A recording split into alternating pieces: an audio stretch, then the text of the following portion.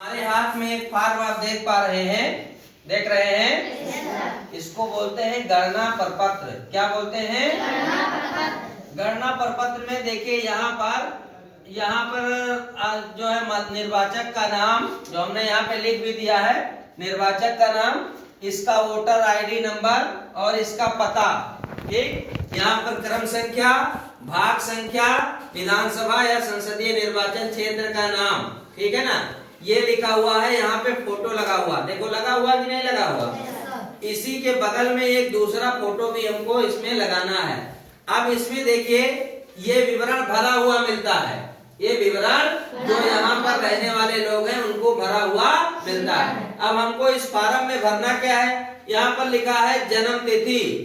तो जन्म तिथि आधार में जो भी दर्ज है, मान लीजिए किसी की जन्म तिथि 1/7/2003 है, तो यहाँ पर हमको इसको भर देना है।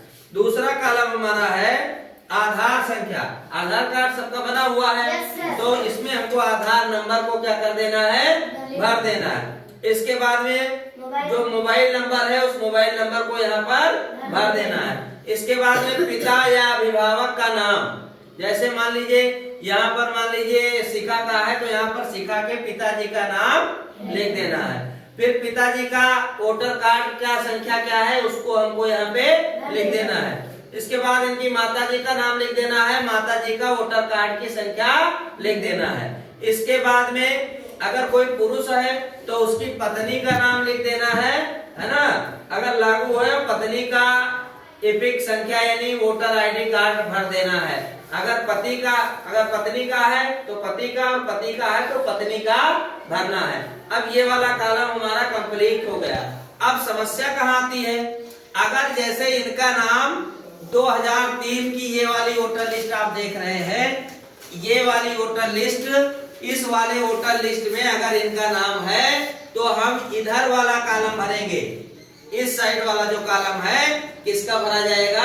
जिनका नाम 2003 की इस वोटर लिस्ट में है, तो इसको हम यहाँ पर भर देंगे। ठीक, तो जैसे इसमें क्या भरना है? जैसे इन्हीं का नाम भरना है। जैसे मान लीजिए तुम्हारा नाम शिखा है, तुम्हारा इपिक नंबर यानी वोटर आईडी नंबर यहाँ भरना है। संबंधी का नाम तुम्हारे पिताजी का नाम भरना है। क्या भरना है?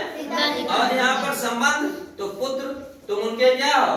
पुत्र, तो यहाँ पे पुत्र भरना है। फिर यहाँ पर जिला का नाम जैसे बहराइच, राज्य का नाम उत्तर प्रदेश, और विधानसभा निर्वाचन पहले पखरपुर था तो 131 पखरपुर, यानी 2003 में विधानसभा कौन सी थी? पखरपुर थी। ठीक, तो ये भरना है।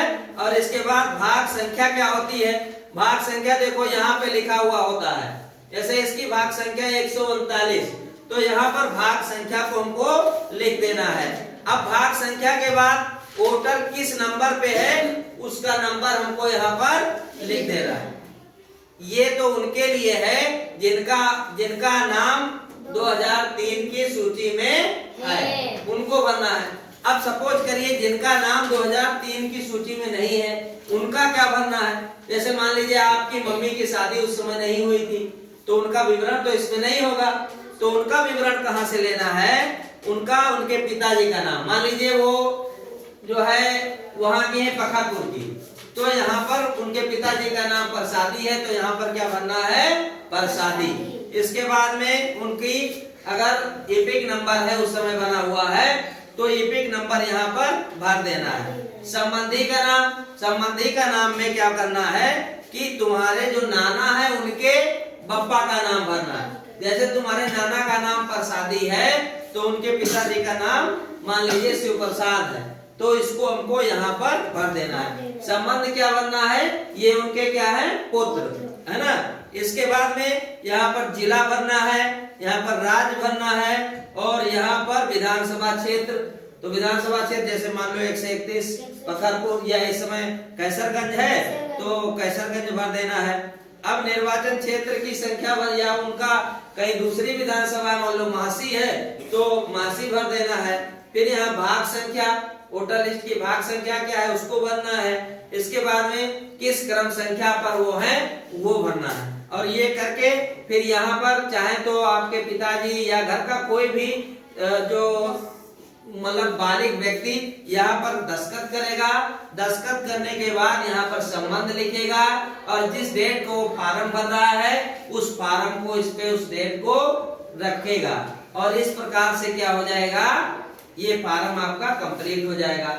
2 फार्म मिले होंगे, बीएलओ यहाँ पे साइन कर देंगे, एक फार्म आपको दे देंगे, एक आपको, एक लेते जाएंगे, उसको यहाँ पे स्कैन करेंगे। स्कैन करने के बाद सारा विवरण उसमें दर्ज हो जाएगा। जिनका विवरण मैच करेगा, जिनका सही होगा, जो ये सरकार द्वारा मांगी गई सूचनाओं को दे पाएंगे, उन्हीं का नाम अगली वोटर लिस्ट में रहेगा, नहीं तो उनका नाम क्या हो जाएगा, काट दिया जाएगा। बोलो समझ में आया कि नहीं? कितने लोगों के समझ में आया, आ गया कि नहीं है?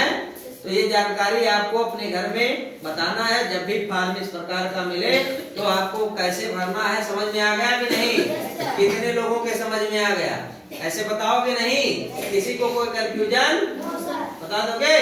बस यही जानकारी आप तक पहुंचाना था।